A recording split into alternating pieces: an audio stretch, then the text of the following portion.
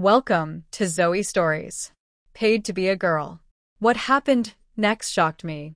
If life could be measured in unpaid bills, Ethan's was already overflowing. At 20 years old, he felt older than he should, burned out, uncertain, and constantly behind. He lived in a cramped studio apartment that smelled faintly of damp paper and cheap instant noodles.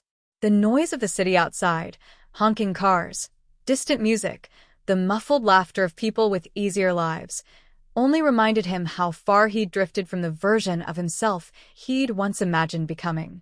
He used to have plans. A degree in graphic design, a stable job, maybe even a place of his own. But the scholarship had vanished when his grades fell, his parents had stopped sending money, and his part-time job shelving books at a dusty store downtown barely paid for rent. The only part of his life that still glowed was Lena, his girlfriend. She was everything he wasn't. Confident, charming, ambitious. Her hair was always perfect, her smile camera-ready, her words calculated but somehow sincere.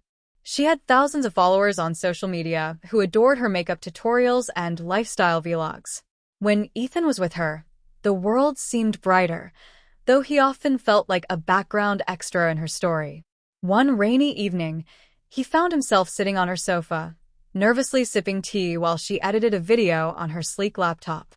Neon pink light from her ring lamp bathed the room, bouncing off the mirrors and cosmetics scattered around her. She looked up, her eyes catching his reflection in the mirror. "You look exhausted," she said, half concerned, half observing. Ethan shrugged. "Just tired from work. The manager cut my hours again." Lena closed her laptop slowly, as if she had been waiting for that sentence.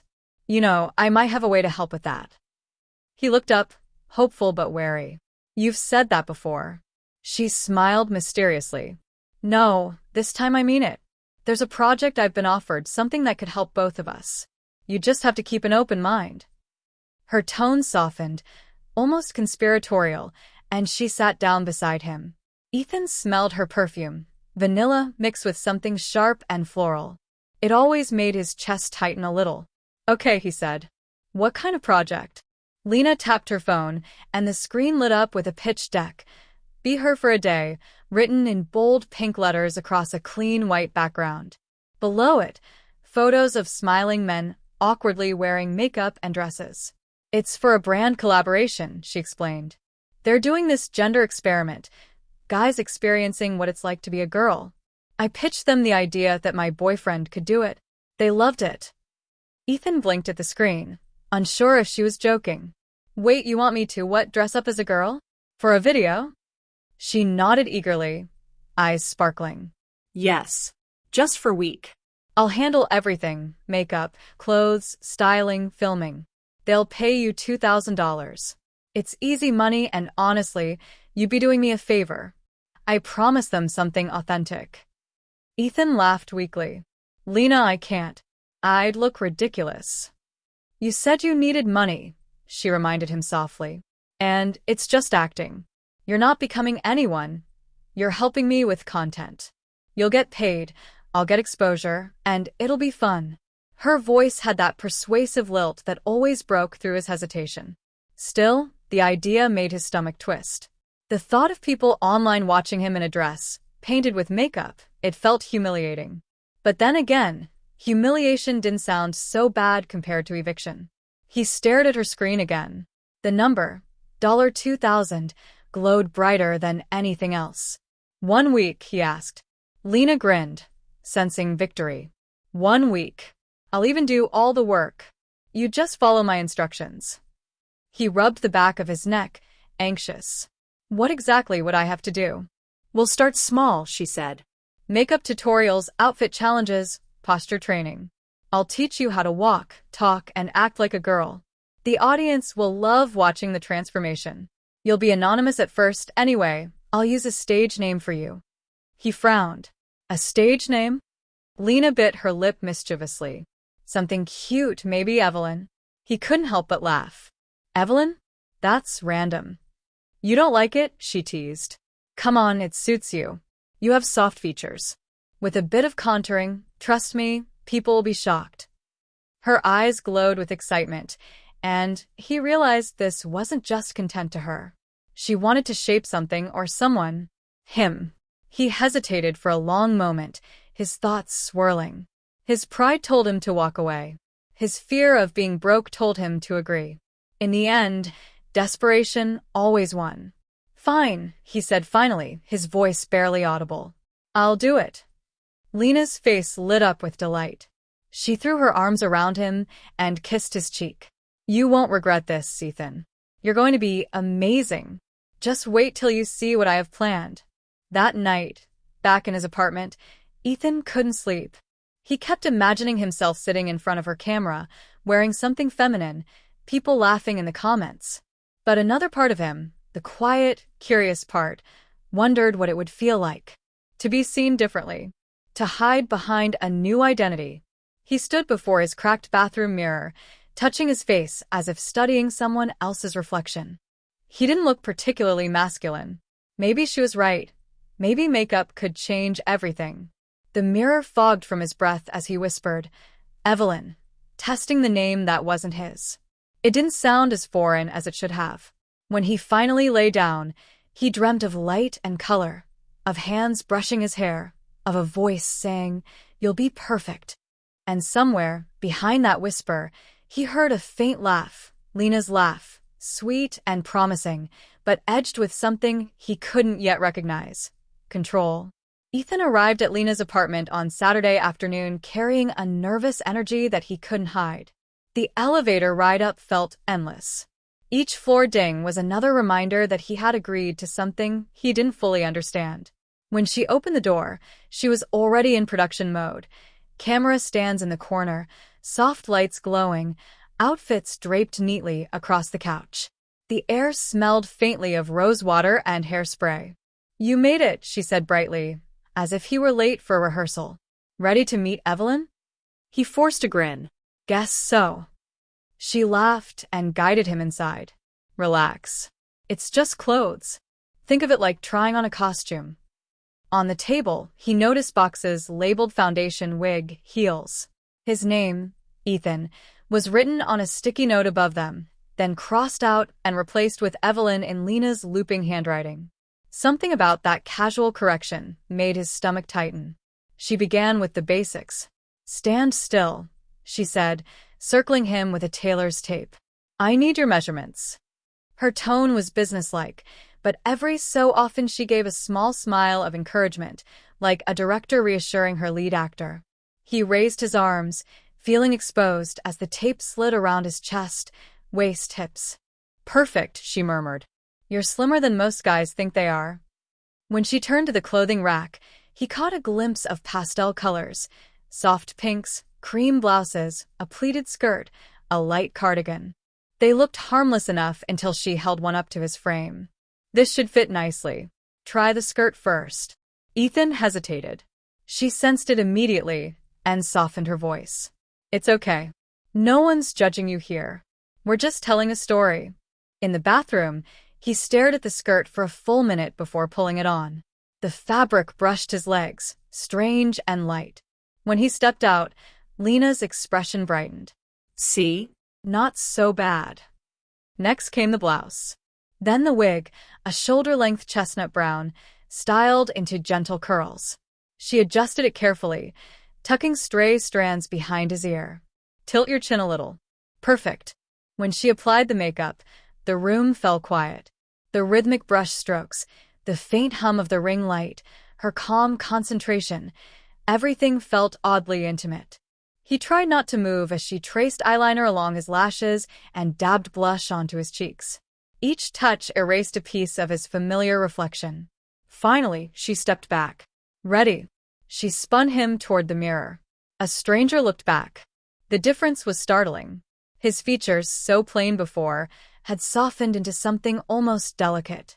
The wig framed his face, the lipstick added color he didn't know he could wear. His heart pounded. "That's me," he whispered. "That's Evelyn," Lena said. Her voice carried a mix of pride and fascination. "You see? You can pull this off." He stared longer, searching for traces of the boy he'd been. They were still there, the nervous eyes, the uncertain posture, but fading fast. It's weird, he said quietly. I don't know if I like it. Lena smiled, touching his shoulder. You don't have to like it yet. Just feel it. She adjusted the lighting and picked up her camera. Let's record a quick intro. Just say your name and that you're starting the challenge. Ethan swallowed hard. The lens stared back like a living thing. Hi, he began, his voice catching. I'm Evelyn. And this week, I'm learning what it's like to be a girl. Lena clapped her hands. Perfect. You even hesitated like it was real. That vulnerability is gold. After the shoot, he changed back into his jeans, but the feeling didn't disappear. His skin still smelled faintly of her perfume. Traces of mascara clung to his lashes. He caught his reflection again before leaving, the faint blush, the unfamiliar softness, and felt a flicker of confusion he couldn't name. On the train ride home, people barely looked at him, yet he felt seen in a way he hadn't before. His phone buzzed. A message from Lena. Lena, Evelyn did amazing today. Everyone's going to love you. He smiled despite himself. That night, when he washed the makeup off, he paused halfway. Half his face still painted, half bare, it looked like two people sharing one body. For a moment, he didn't know which side was really his. He wiped the rest away, but the feeling stayed. And in the quiet of his apartment, he whispered to no one, "Just 1 week. I can handle that." But a small voice inside answered, "Can you?" Sunday morning arrived with a soft drizzle that turned the city silver. Ethan almost called to cancel. His stomach felt like a knot of wires, and the thought of seeing the clothes again made his hands shake. But Lena's text popped up before he could think twice. Lena, don't back out now, Evelyn. Today's lesson is posture. He stared at the heart emoji for a long second, then grabbed his jacket and left. Her apartment had been rearranged overnight. The sofa pushed aside, mirrors lined along one wall, a small speaker waiting on the floor. In the center of the room sat a pair of nude-colored heels and a tripod. Lena looked like a coach preparing an athlete. Today's about confidence, she said, sliding the heels toward him. If you can move gracefully, everything else will follow. Ethan laughed nervously. Graceful? You've seen me trip on flat ground. Exactly why we're starting here. She crouched to unbox the shoes. The faint smell of new leather filled the room. They weren't extreme, 3-inch heels, but they looked impossibly narrow. You'll just walk from mirror to mirror, she explained. Back straight, shoulders relaxed. Pretend the floor belongs to you. He hesitated. And if I fall, then I'll catch you, she said, smiling. Sliding his feet into the heels felt like surrender. The balance was wrong. His ankles wobbled immediately. Keep your weight centered, Lena coached. Small steps. Don't rush. He took one step, then another, arms out for balance. The first few tries ended with him stumbling into the wall. Lena bit her lip to keep from laughing. Hey, he said, blushing, you could at least pretend this looks normal. It looks better than you think, she said honestly. You're learning fast. After 20 minutes, sweat beaded on his forehead. The rhythm of the clicks against the floor began to sync with his breathing, awkward at first, then smoother. When he finally reached the far mirror without losing balance, she clapped softly. See? Told you. He looked at their reflections, Lena poised and proud, and himself, Evelyn, still uncertain but standing taller than before. Something about that image, side by side, struck him with strange pride. Next came the speaking practice. Viewers notice tone, Lena explained. Try to lighten your voice, not fake it, just soften the edges. They ran simple lines, greetings, small talk, playful introductions. He repeated them again and again, feeling his voice bend, almost like stretching a muscle. When he managed a cheerful, natural-sounding, "Hi, I'm Evelyn," Lena's eyes lit up. That's it. That's the one. He froze. Hearing her call him Evelyn like it was real stirred a flicker of something he didn't expect, relief mixed with unease. You really think people will buy it? He asked. They won't just buy it, she said. They'll believe it. By afternoon, she had another idea. Let's get coffee, she announced. In character. Ethan blinked. Outside. Just a quick trip. You've come this far. It took her 20 minutes to convince him, another 10 to adjust his wig and makeup. When they finally stepped into the hallway, his heartbeat drowned out everything else. The elevator mirror reflected a stranger in pastel clothes beside a woman who looked entirely at ease. The streets smelled of rain and asphalt. Every footstep sounded too loud. He kept his eyes on the pavement as they walked. No one seemed to stare, yet he felt visible in a way that pierced through him. At the cafe, Lena ordered confidently. He mumbled his request for an iced latte, voice trembling. The barista smiled and said, "Sure thing, miss." The word miss hung in the air. Ethan's breath caught. Lena noticed and squeezed his hand. See? You passed. They sat by the window, and for a moment the noise of the city faded.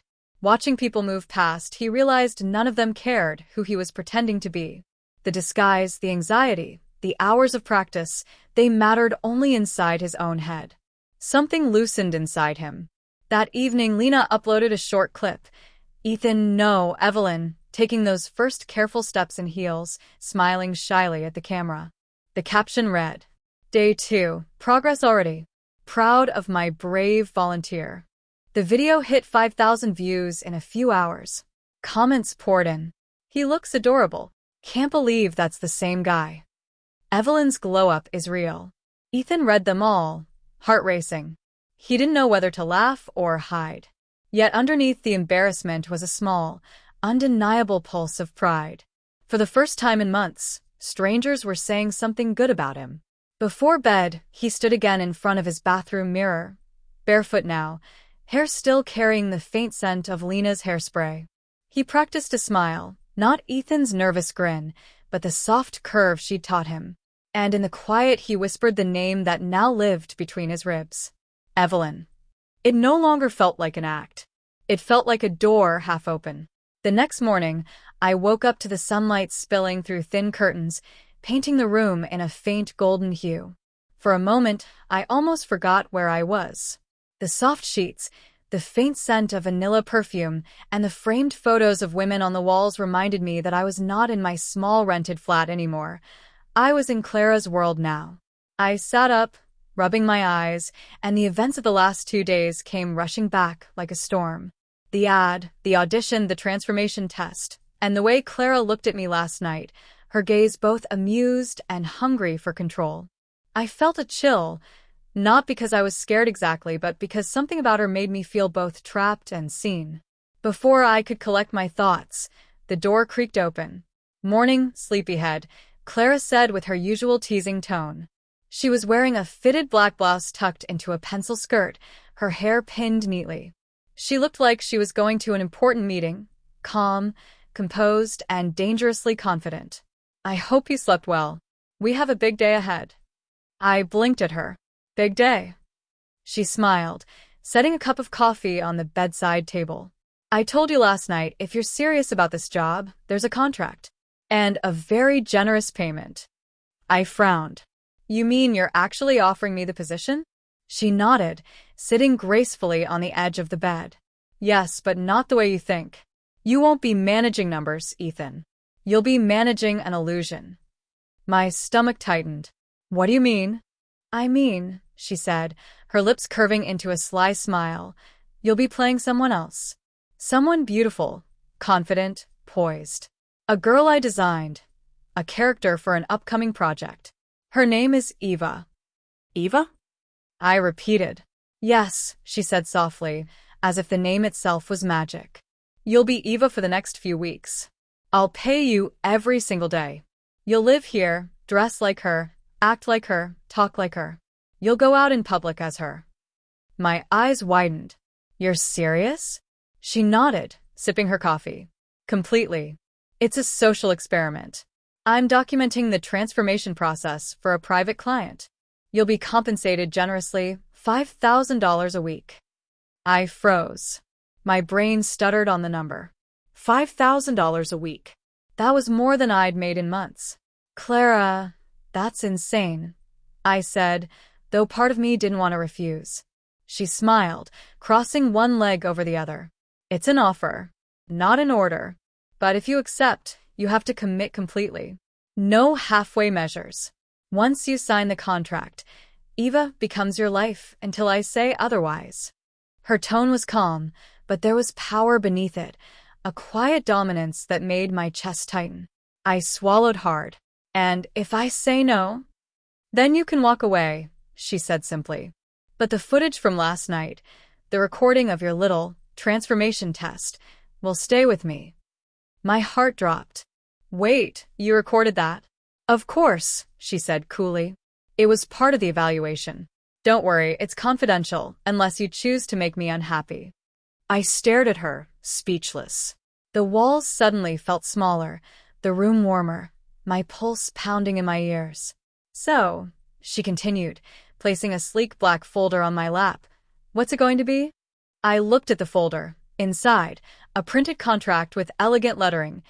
Temporary immersive role contract. Subject Eva. My mind screamed to say no. To get up, walk out, and never look back. But when I thought about the rent due next week, the messages from my landlord, and the rejection emails piling up, I felt the weight of reality crush me. Clara was watching, silent and patient, like a predator giving her prey time to decide. I'll do it, I whispered. Her smile was slow, satisfied. Good boy. She took the pen from the table and handed it to me. Sign here.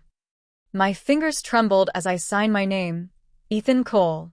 She leaned closer, tracing her nail over my signature. Welcome to your new life, Eva. Within an hour, she had everything arranged. A wardrobe was opened, revealing clothes that made my head spin: dresses, skirts, lingerie, heels, wigs, accessories. A full transformation arsenal. Clara guided me to the vanity table, the same one she had used the night before.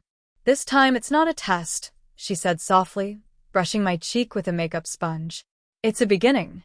Her tone was different, softer, almost affectionate, but still carried that undertone of control.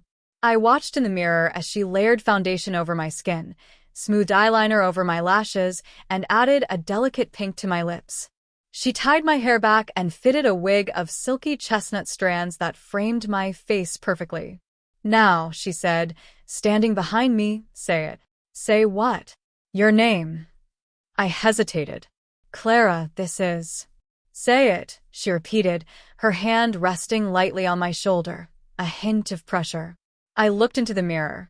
The reflection staring back wasn't me. It was a girl, nervous, fragile, but undeniably pretty. My name is, my voice trembled. Eva. Clara smiled. Again. My name is Eva. Her eyes lit up. Beautiful. Do you feel that? What? That spark of something new, she whispered, leaning close enough that her perfume surrounded me. You're learning what it feels like to let go. I tried to deny it, but there was something in her words that resonated, something I didn't want to admit. When she finally stepped back, she gestured toward the closet. Now choose your outfit, Eva. We're going out. My pulse jumped. Out? As in outside. She nodded. Yes. It's time for your first test in the real world. You'll be fine. I'll be with you. And remember, she added with a smirk, Eva doesn't walk like a frightened boy. She walks like she owns every room she enters. It took me nearly 20 minutes to pick something that didn't feel like too much, a light floral dress that reached mid-thigh, and a white cardigan. Clara insisted on the heels, though I could barely stand in them. As we stepped outside, the cool air brushed against my legs, and I felt completely exposed.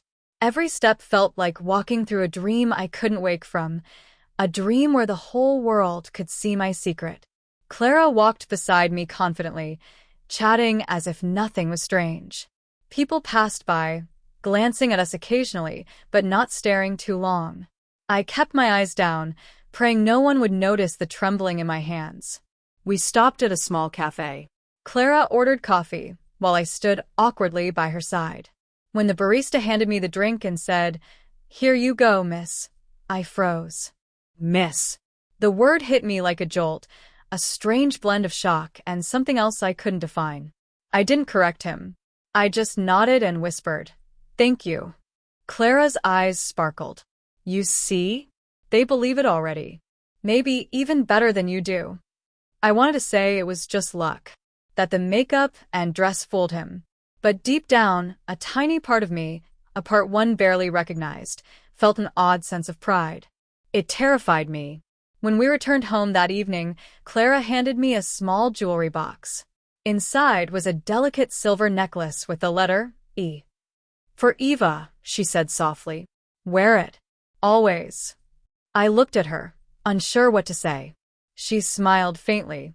You're doing beautifully, Ethan. Or should I say, Eva? I swallowed hard, staring at the necklace. For the first time, I realized this wasn't just a job.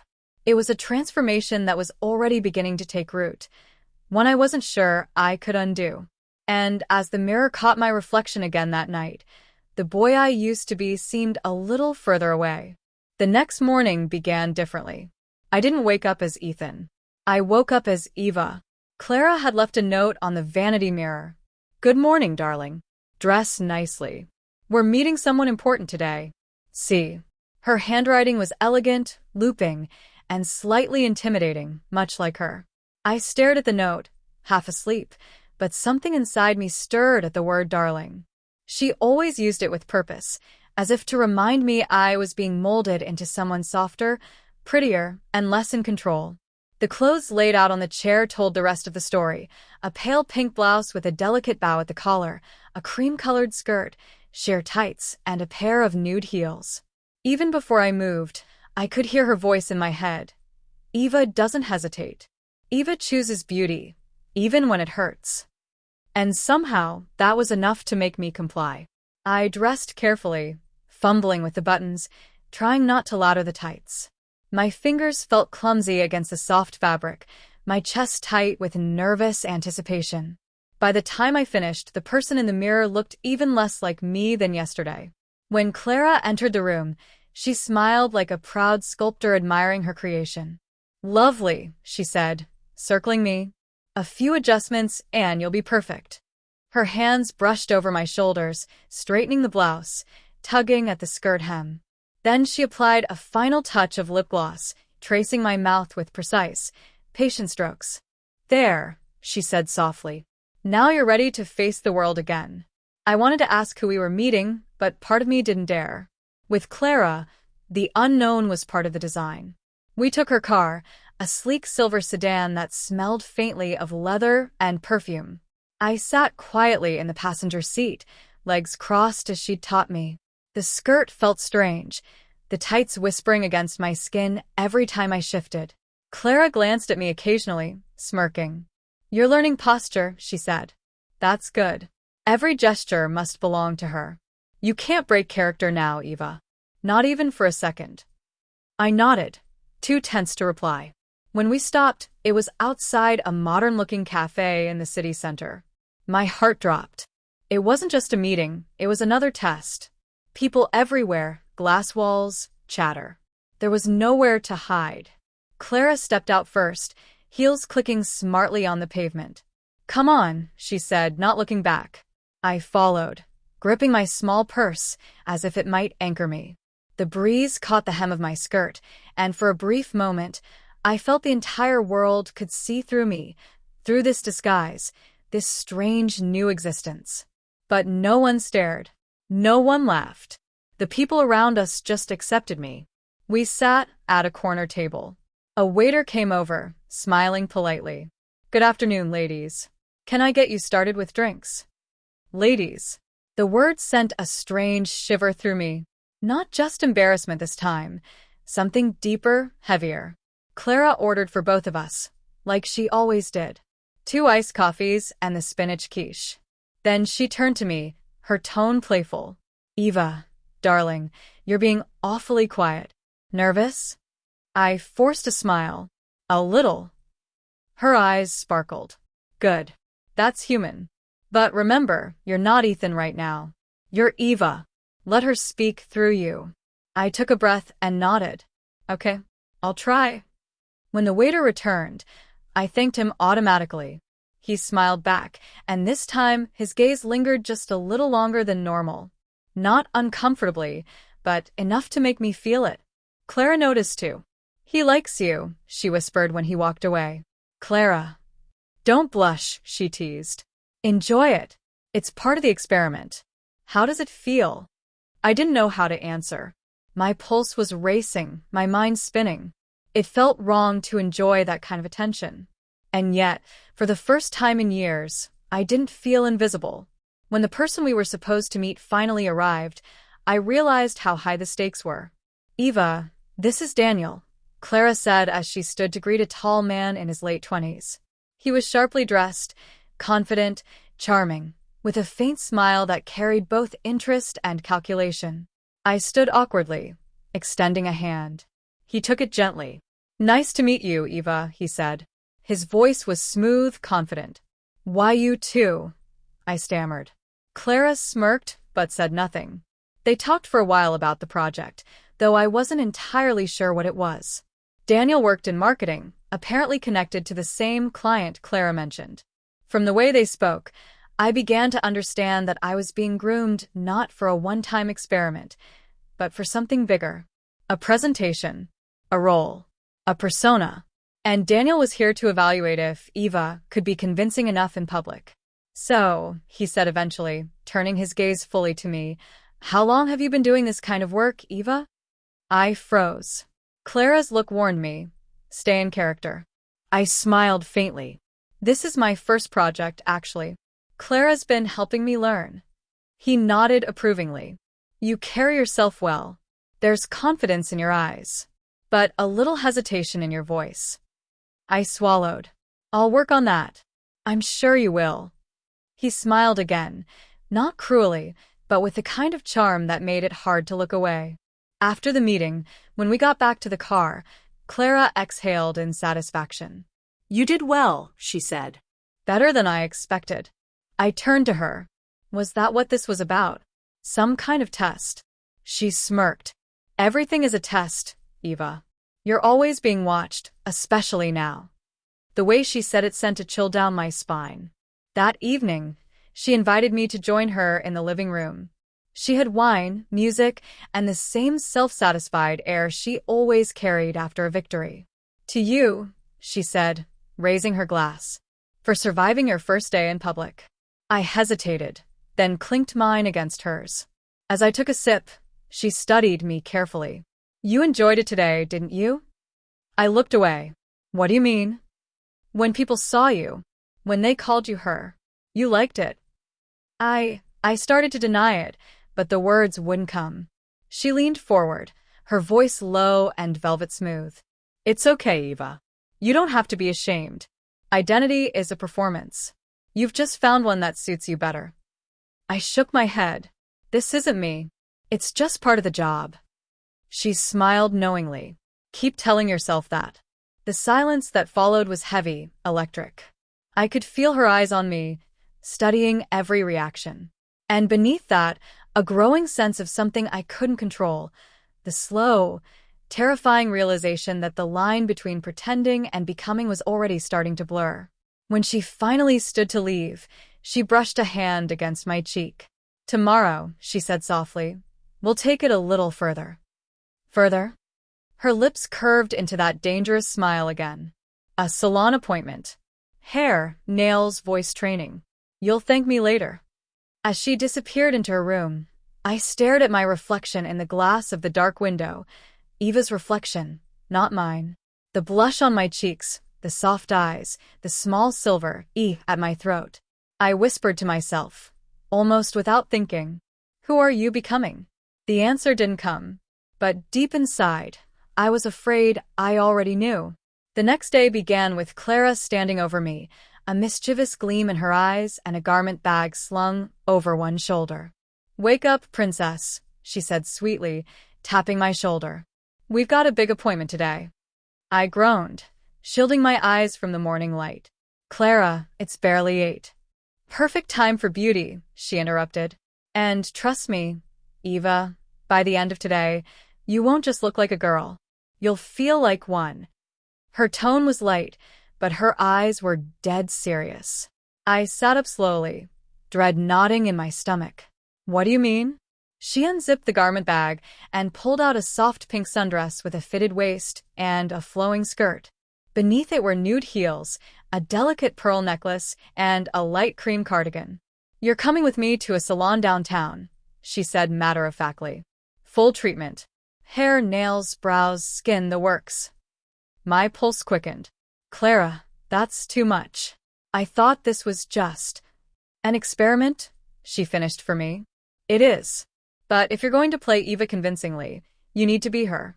Every detail matters." She smiled faintly. "Besides, don't you want to see how far you can go?" Her question hung in the air, dangerous and tempting.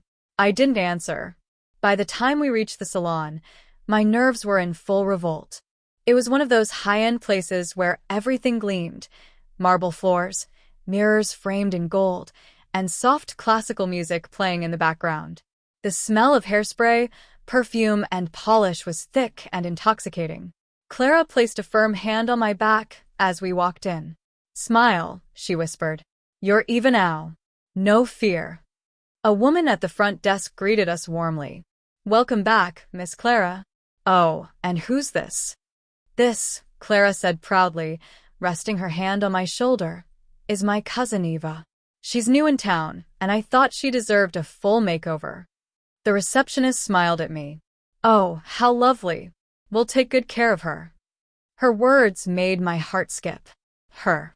She'd said it so naturally, as if there was never any doubt. "Thank you," I managed to mumble, trying to mimic Clara's calm grace. The process began with my hair. They led me to a reclining chair, wrapping a cape around me. The stylist, a cheerful woman named Mia, ran her fingers through the brown wig Clara had chosen for me. "Honey, this won't do," she said, half to herself. "We're going to give you something fresh." Clara leaned in. I was thinking something lighter. Maybe chestnut highlights? Something that catches the light. Mia nodded enthusiastically. "Perfect. It'll bring out her eyes." Her. Again. The word kept echoing in my mind, each repetition blurring the line a little more.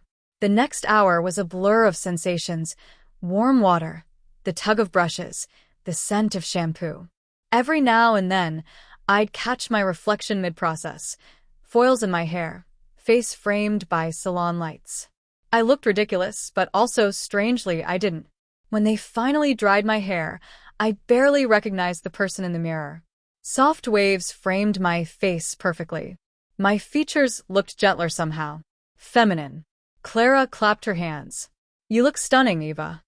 I stared, speechless. Next came the nails. They filed, buffed, and painted until my hands looked delicate, almost dainty. A soft blush pink that shimmered under the light. "Perfect match for her personality," Mia said approvingly. Clara smirked. "You have no idea."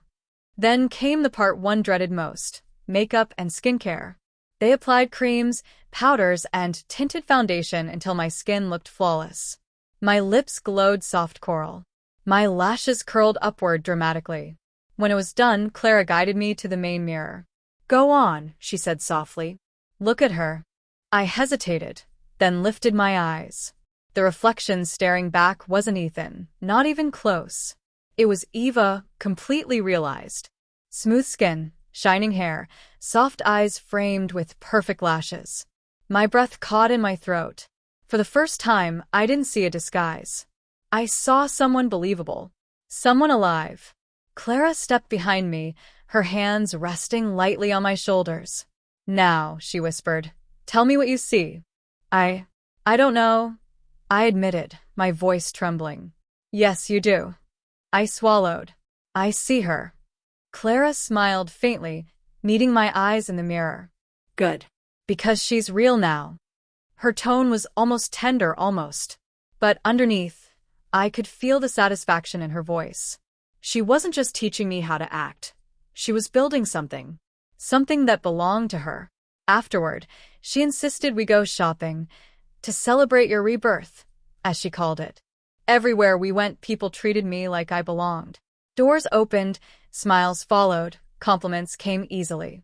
At one boutique, the clerk complimented my shoes. At another, a man held the door open and said, After you, miss. Each little moment chipped away at something inside me, my disbelief, my resistance, maybe even my identity. And yet, buried under the confusion, I felt something I couldn't deny anymore, a strange thrill, the kind that comes from being seen for the first time. When we finally returned home, Clara tossed her purse on the couch and poured us both a glass of wine. To Eva, she said, raising hers. To the girl who fooled everyone, even herself. I didn't answer. She watched me closely. You liked it, didn't you? My voice came out barely above a whisper. I don't know. She leaned closer, eyes glinting. That's not true. You smiled when they called you pretty. You blushed when that man opened the door. You felt it. I turned away, heat rising in my cheeks. She placed a hand under my chin, gently forcing me to meet her gaze. Don't fight it, Eva. The more you resist, the more it consumes you. Just let it happen. There was no cruelty in her voice this time, just calm certainty. And that made it all the more dangerous. That night, I lay awake staring at the ceiling. My nails still shimmered faintly in the dim light. The air smelled like salon perfume, and something else, something new. I thought about the girl in the mirror, the way people looked at her, the way I'd felt in her skin. And for the first time since this began, I wasn't sure if I wanted to go back. The next few days passed like a blur, a glittering, unsettling dream I couldn't quite wake from. I lived as Eva from morning till night. The clothes, the makeup, the voice training sessions with Clara, they weren't just lessons anymore. They were my reality. Each day she tightened her control, testing my limits. She would call me Eva, even when no one else was around. She never once used my real name again. At first, I corrected her. Then I stopped, because every correction felt hollow, as if even I didn't believe myself anymore. It was Friday afternoon when Clara announced, almost casually, "You'll be coming to the party with me tonight." I froze mid-step. Party? She smiled. A private gathering. Fashion investors, influencers, a few people from my circle. It'll be the perfect place to introduce you. Clara, I don't think I'm ready for something like that. Oh, you're ready, she said, her voice low but firm. In fact, it's time to see if Eva can survive without me whispering in her ear. But what if someone figures out? They won't. She walked closer, placing a manicured finger under my chin. Because tonight you're not pretending. You are Eva. And if you fail, her smirk deepened. Well, then you'll have to work twice as hard tomorrow. I swallowed hard, my heart pounding. Clara helped me dress that evening. I stood nervously in front of the mirror while she zipped up a shimmering silver dress that hugged my body like liquid metal. The neckline was low but elegant, the hem brushing just above my knees. You're breathtaking, she murmured, fastening a delicate diamond pendant around my neck. She pinned my hair into soft curls that framed my face, touched up my makeup, and added a spritz of perfume to my wrists. Confidence in a bottle, she said with a grin. When she was done, I barely recognized myself again. I looked beautiful, not convincing. Not almost. Just beautiful. The thought scared me. The venue was a luxurious loft overlooking the city, all glass walls, golden light, and faint jazz playing in the background. The moment we stepped in, heads turned. Clara drew attention like gravity itself. But to my surprise, so did I. People smiled, nodded, greeted us warmly. And each time someone said, "You look stunning tonight," or "It's lovely to meet you, Eva," I felt a dizzy mix of relief and disbelief. No one questioned it. No one looked twice. Clara leaned in at one point, whispering, "See? They believe it. Because you believe it." Her words made my stomach twist. The night went smoothly at first. I stayed near Clara, laughing when she did, responding politely when people asked questions. She introduced me as her protégé, Eva, a creative partner I'm mentoring for a new project. The lie flowed too easily. Then I met him, Daniel, the man from the cafe. He approached with that same confident charm, dressed in a sharp black suit. "Eva," he said warmly, taking my hand. "It's good to see you again." His touch lingered. I forced a smile. You too. You look incredible tonight, he said, his eyes holding mine a moment too long. Thank you, I murmured, feeling the heat rise in my cheeks. From across the room, Clara watched us, her gaze unreadable. Daniel stayed close throughout the evening. He asked me about my work, about fashion, about how Clara and I met. I gave vague answers, careful not to break the illusion. But with every laugh, every compliment, I felt something changing. It wasn't just that I was acting, I was reacting, feeling. When he brushed a stray curl behind my ear, my breath caught. Sorry, he said softly, smiling. I shouldn't have done that. It's okay, I replied, voice trembling slightly. Out of the corner of my eye, I saw Clara watching again. There was a faint smile on her lips, but it wasn't amusement this time. It was satisfaction. Like this was exactly what she wanted. Later that night, after the champagne and laughter had dulled the edges of my fear, Clara found me alone on the balcony. The city lights flickered below us. You did beautifully tonight, she said, stepping beside me. I smiled faintly. I almost forgot I was pretending. She tilted her head. Maybe you weren't. I turned to her. Clara. She placed a finger to my lips. Sho, don't ruin it with questions. Just enjoy the feeling for once. Her tone was soft, but there was power behind it, that same dangerous mix of control and care she always wielded so effortlessly. You've come so far, Eva, she whispered.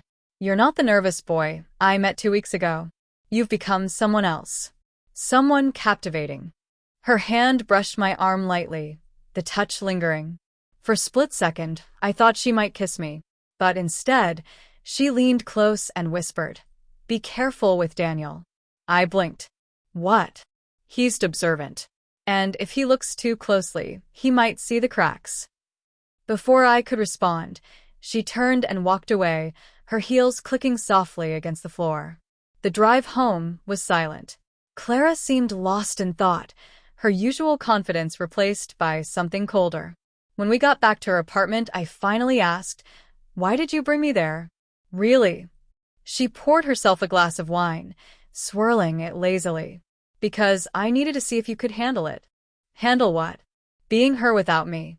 And her eyes met mine. You passed. I should have felt relieved. Instead, a strange weight pressed on my chest. Because deep down, I wasn't sure who I was passing as anymore. That night, as I stood in front of the mirror taking off my earrings, I caught myself hesitating. I touched my face, the smooth skin, the painted lips, the faint shimmer of highlighters still clinging to my cheekbones. Then I whispered, You did it, Eva.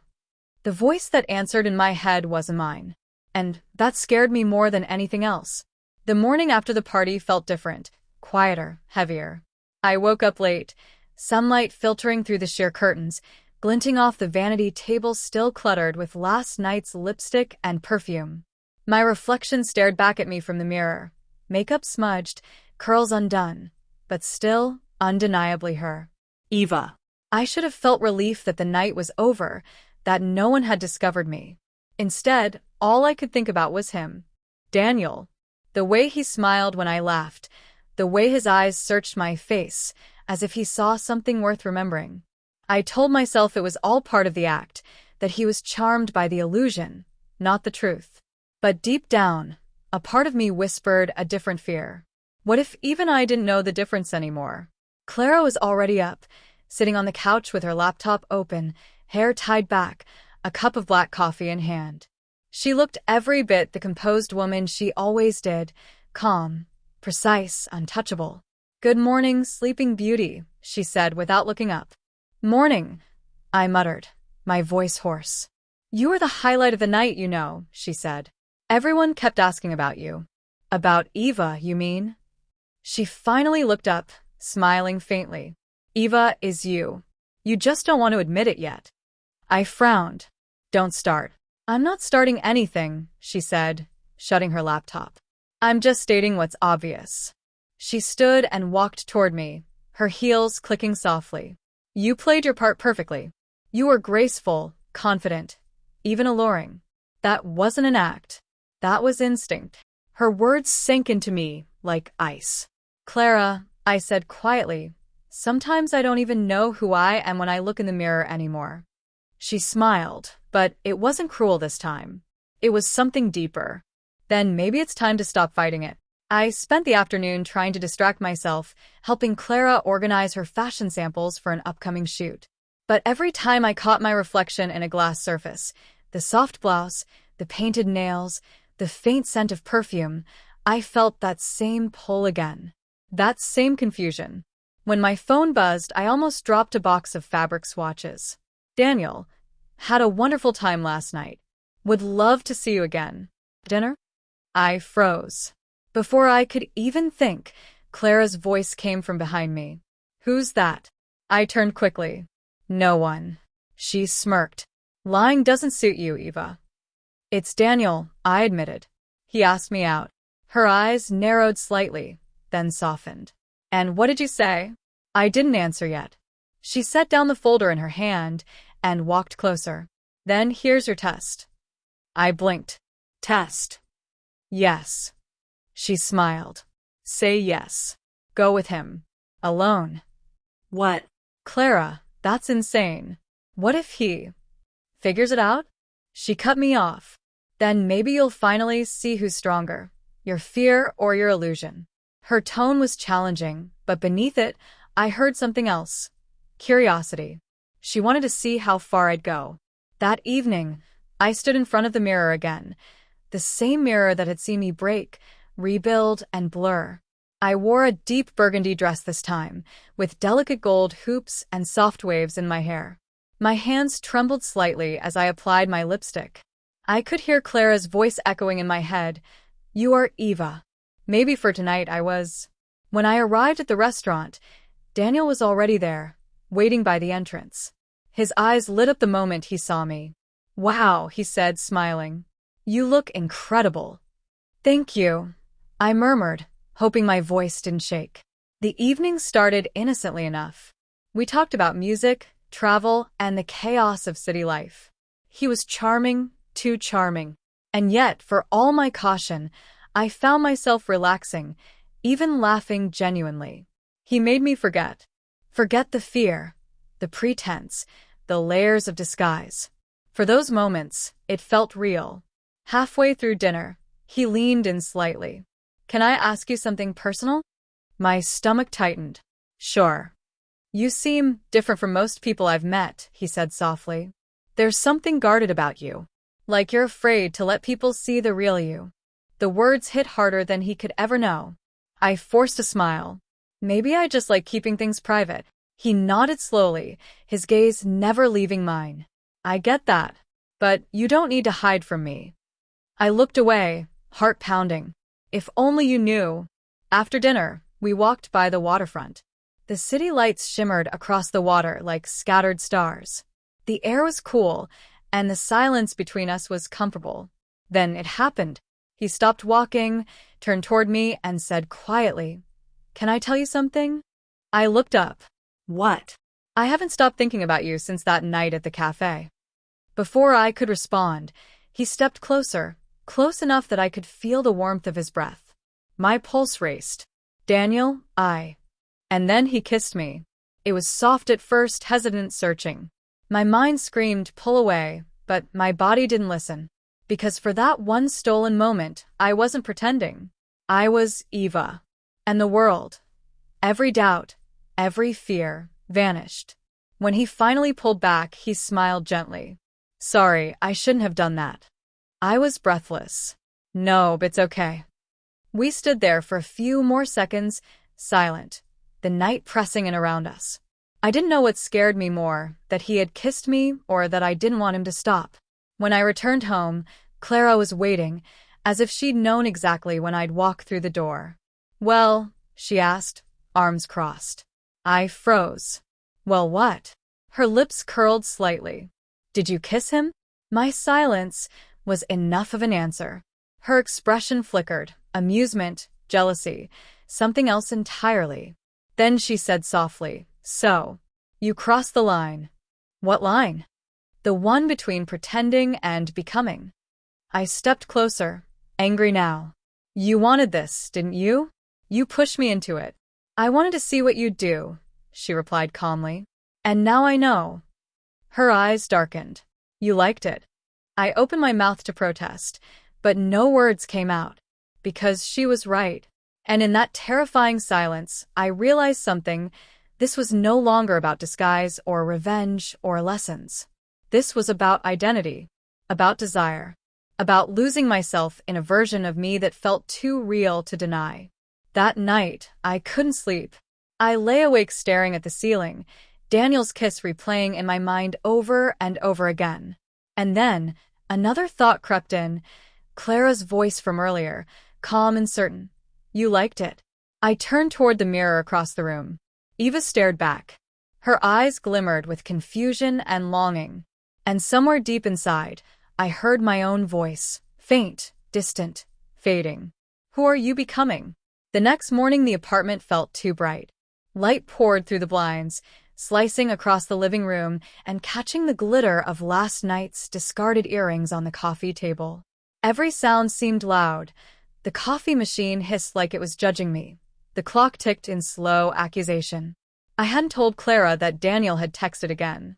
I hadn't told anyone that my hand still trembled when I remembered his lips. Instead, I stared at my reflection, searching for the boy I used to be. The same face looked back, only softer. The line of the jaw was still there, but blurred by the way I held myself now. Shoulders back, chin tilted slightly, the way Clara had taught me. I whispered to the mirror, "It's just acting. It's all still an act." But even to myself, it sounded unconvincing. Clara appeared in the doorway, still in her silk robe, a mug in her hand. "You didn't sleep," she said. I shook my head. No. She set the mug down beside me and leaned against the counter. "You've been quiet. Want to talk about it?" "What's there to talk about?" Her gaze was steady. "You and Daniel." I turned away. "It was just a kiss." "It never is just a kiss," she said softly. "Not when it changes how you breathe." Her words landed like a confession I hadn't made. She came closer, studying me the way she used to study models before a shoot. "You're different, Ethan." There's a calmness in you now. "Do you feel it?" I did. That was the problem. For the next few days, Clara kept her distance. She threw herself into work, leaving me to handle the small details, emails, fabric deliveries, the constant churn of the studio. I should have been relieved, but the silence between us felt like punishment. Each evening, Daniel would message, "Hope your day went well." Each time, I'd type a reply and delete it. One night, I finally pressed send. "Eva, would you like to meet for coffee tomorrow?" His answer came almost immediately. "I was hoping you'd ask." The cafe was crowded but warm, full of people hiding from the autumn wind. Daniel waved from the corner table, smile as bright as I remembered. Seeing him again was like stepping into another world, one that didn't ask questions, one that didn't remind me of what I was supposed to be. We talked for hours. He asked about my work, about my dreams. I told him half-truths that sounded close enough to reality to keep me safe. And yet, every time he looked at me, I felt seen in a way that was dangerous. When we finally left, he reached for my hand, without thinking. I froze, but then let him hold it. It should have been a small thing. But the warmth of his fingers wrapped around mine lingered long after we said goodbye. That evening, Clara was waiting again. Not with a smile this time. "You met him," she said flatly. "Yes." "You weren't supposed to." I frowned. "You told me to see where it goes." "I told you once," she snapped. "Not to keep seeing him." Her anger startled me. "Why do you care?" She stared for a long moment, then said quietly, "Because I made you. And now I'm losing you." I didn't know what to say. She crossed the room and stopped inches away. "You think you can just go back, Ethan? That you can stop being Eva whenever you decide to? Look at yourself. Listen to yourself." Her hand came up, touching the side of my face gently. "You've already changed." I stepped back. Maybe I wanted to. The words slipped out before I could stop them. For the first time, Clara looked unsure. "What did you just say?" I said maybe I wanted to. I repeated louder now. Maybe I like who I am when I'm not pretending to be someone I was never good at being. Her eyes softened, but there was sadness there too. Then you don't need me anymore. And before I could answer, she walked out. The next few days blurred together. Studio work, late nights, unanswered calls. I'd catch myself humming while getting dressed, doing my hair without thinking. The motions had become mine. But underneath it all was guilt. Clara had pulled me into this world. Now she was shutting me out.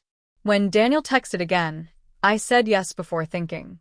We met in the park at dusk. He brought coffee. I brought nerves. The air smelled like rain. He smiled. You've seemed distant lately. Just busy. He looked down, then back up at me. You can tell me if something's wrong. I wanted to. I wanted to tell him everything, to tear down the curtain between us. But when I opened my mouth, the truth stuck in my throat. Instead, I said, I'm just trying to figure out who I am. He reached out, brushing a strand of hair from my face.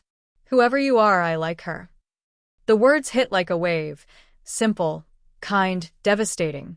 I felt the tears before I realized I was crying. Hey, he said softly. What's wrong? I shook my head, trying to speak, but the sobs came too fast. He pulled me into his arms, and for the first time in weeks, I let myself cry without hiding. Not for him. For me. For everything I was losing and everything I was becoming. When I returned home that night, Clara's things were gone. Her note sat on the kitchen counter. You don't need my lessons anymore. You know who you are now. Don't hate me for showing you. The key was beside it. I stood there for a long time, the apartment echoing with absence. Then I walked to the mirror one last time. The woman looking back at me wasn't just makeup and clothes. She was the sum of every choice, every humiliation, every whisper of identity I'd tried to ignore. I touched the glass and whispered, My name is Eva. And for the first time, it didn't sound like a lie. The apartment felt too large without Clara's presence. For days, I moved through it like a ghost, the silence heavier than her words had ever been.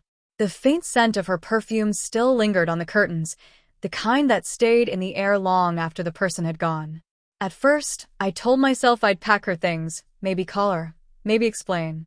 But every time I reached for my phone, something inside me froze. Maybe she was right. Maybe she had given me everything I needed to find out who I was. And maybe that terrified me more than losing her ever could. The next morning, I stood before the mirror again. No Clara to guide my hand, no instructions, no teasing commentary about posture or poise. Just me. The clothes hanging in my wardrobe weren't costumes anymore, not disguises, not lessons. They were just mine. I picked a soft cream blouse and jeans, something simple, not too performative. I tied my hair back loosely and added a touch of lipstick. It wasn't perfection. It wasn't what Clara would have approved of. But for once, I didn't care. When I looked into the mirror, I saw the faintest smile on my own lips. Tired, but honest. That's when the knock came. Daniel stood in the hallway holding a small bouquet of wildflowers. His smile faltered when he saw my expression. Hey, he said softly. You okay? I hesitated before opening the door wider. Come in. The living room was half empty now, boxes stacked in one corner. He glanced around, then back at me. You moved? Not exactly, I said. She left. Oh. He paused, uncertain. I'm sorry. Don't be. It's probably for the best. He set the flowers down on the table. You've changed since we met, he said quietly. I laughed a little. That's one way to put it. He took a breath. Eva, I don't know what happened before I met you. I don't know who hurt you or made you feel like you had to be someone else. But whoever you are now, I like her. Not because of how she looks or what she wears, but because she's finally honest. The words hit deep. Too deep. For so long, everything had been about pretending, playing a role, surviving inside someone else's story. But standing here with him, I felt something shift. I wasn't pretending anymore. I wasn't waiting for permission to exist. Over the next few weeks, I rebuilt my life piece by piece. I took a part-time job at a small boutique downtown, the kind of place Clara used to shop from, though I never told anyone that. The owner, an older woman named Grace, treated me like family from day one. She didn't ask about my past. She didn't care about labels. She only said, "You have a good eye for people. That's rare." It felt strange at first, being treated normally. No performance. No secret. Just work, laughter, customers, life. But even normalcy has its ghosts. Sometimes, while straightening a row of dresses, I'd remember Clara's voice correcting my walk. Or I'd see a customer tilt her head in the mirror and catch myself imitating her posture. Habit or inheritance, I couldn't tell anymore. One evening, after closing, I walked home through the city lights. It started to rain, the kind of steady drizzle that makes everything shimmer. I ducked under an awning and waited. Then, out of nowhere, I saw her. Across the street. Clara. She was standing in front of a cab, talking to someone on the phone, elegant as ever. A black coat, red scarf, that same impossible confidence. I froze. Part of me wanted to run. Another part wanted to cross the street and say everything I hadn't said before. But before I could decide, she turned. Her eyes met mine through the rain. For a heartbeat, everything fell away. The city noise, the years, the masks. Then she smiled. Just slightly. Not the controlling, knowing smile I remembered, but something softer. She didn't come over. She didn't call out. She just lifted a hand in quiet acknowledgement, then got into the cab and was gone. I stood there until the rain soaked through my jacket, feeling everything and nothing at once. That night, Daniel called. "You sound distant again," he said gently. "I saw her," I said. "Your friend," something like that. "Do you want to talk about it?" I hesitated. No. I just wanted to say goodbye properly, even if she didn't hear it. There was a pause. Then his voice softened. "You know, sometimes letting go isn't the end of a story. It's just the beginning of one that finally belongs to you." I smiled through the lump in my throat. Maybe you're right. In the weeks that followed, the world kept moving. I learned how to walk through it without apology. The fear that used to live under my skin started to fade, replaced by something steadier, not confidence, exactly, but peace. Sometimes, I'd still catch myself glancing in mirrors, expecting to find a stranger. But now, the reflection that looked back was neither disguise nor discovery. It was simply me, Eva. and this time, I didn't need anyone else to tell me that was enough. The morning light crept through the blinds in narrow bands of gold. For once, the city outside sounded gentle. Traffic muffled, footsteps slow, the world half awake.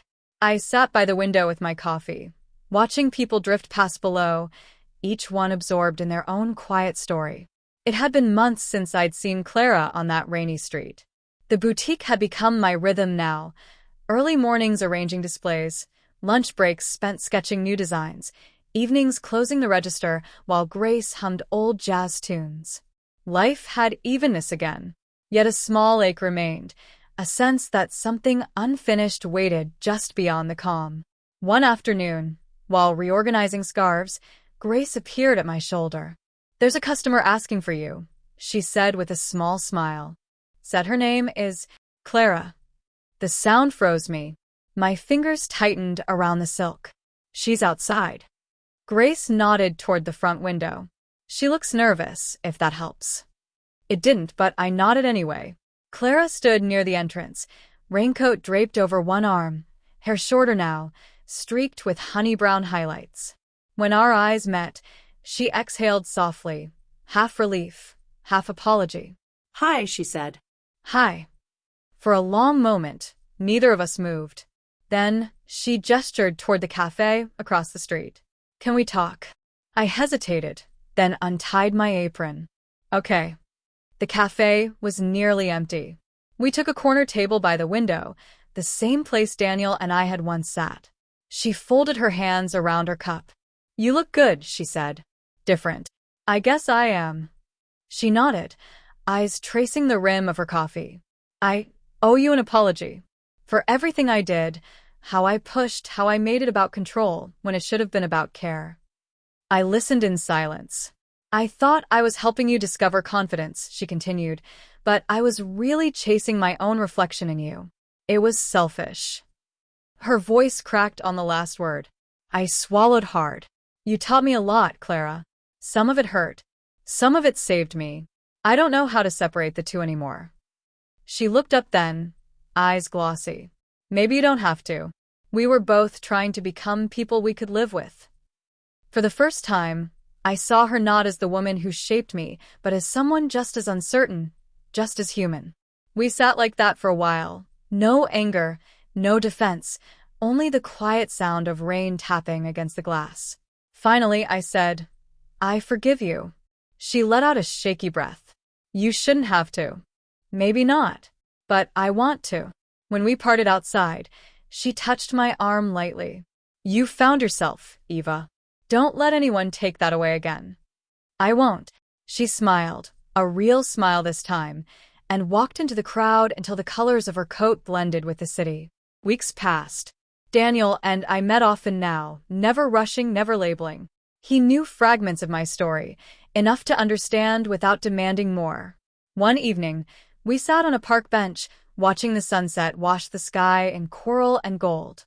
Do you ever miss who you used to be? He asked. I thought about it for a long time. Sometimes. But I think he's still here, just quieter. He's part of what makes me kind.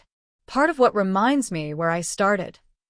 Daniel nodded, slipping his hand into mine. Then maybe you didn't lose anything at all. Later that night, at home, I stood before the mirror one last time. The woman who looked back wasn't a project or a disguise. She was whole, flawed, steady, real. For the first time, I didn't need to ask who she was. I simply smiled and whispered, "Welcome home." Outside, the city lights flickered like tiny promises, and somewhere between their glow and the darkness, I finally understood. Becoming yourself isn't about erasing who you were. It's about learning to love every version that brought you here. The years had a strange way of softening memory, rounding its edges, dimming its sharpest corners, until even pain began to feel like part of a greater shape. I never planned on staying in the city forever. But one morning, 5 years after everything ended, I found myself opening the door to the same boutique, now with my own name written in soft gold above the entrance. Eva and Company. It wasn't just a store anymore. It was a reflection of everything I had survived and everything I had learned to love. The mirrors still gleamed, the mannequins still wore quiet confidence, but now, they weren't masks. They were stories. Every dress in the shop was designed to fit emotion first and fabric second. Every detail carried something from the journey that made me. Sometimes I'd catch my reflection in those same mirrors where I once trembled under the weight of someone else's vision. Now, the woman looking back was steady, laugh lines around her eyes, warmth in her voice, and no trace of hesitation in her posture. She belonged to herself. One afternoon, I was sorting through shipments when Grace walked in, holding 2 cups of coffee. You still drink it black? She teased. Some things never change. She smiled. You know, I still remember the first day you walked into this store. Scared, lost, and pretending not to be either. I laughed softly. You saw through it. I saw potential. The kind that can't be taught. She glanced around the boutique, eyes soft with pride. You made this place your story. That's rare, Eva. Later that day, as the sun dipped low, Daniel arrived. His hair had silvered a little at the temples, but the same gentle warmth lived in his eyes. He leaned on the counter. You know, when we first met, you could barely make eye contact. And now I own a mirror shop, I said, grinning. Poetic. He paused, then added quietly, Your reflection suits you now. I didn't blush. I didn't deflect. I just reached for his hand and said, It finally feels like me. The city outside glowed with the same heartbeat as always, neon signs flickering, laughter spilling from cafes, the hum of late trains and quiet dreams. But for me, time felt still. The ghosts of my past, Clara, the boy I once was, every version that stumbled and rose again, hadn't vanished. They lingered softly in every shadow, whispering reminders, not regrets. I didn't hate them. I didn't wish them away. They were all chapters of the same book, one that had finally found its ending. That night, after closing, I stood by the window of my apartment overlooking the river. The moonlight brushed against the glass, pale and tender. I whispered the words I'd once feared to even think. I'm happy. It wasn't a grand declaration. It was simple, quiet, true.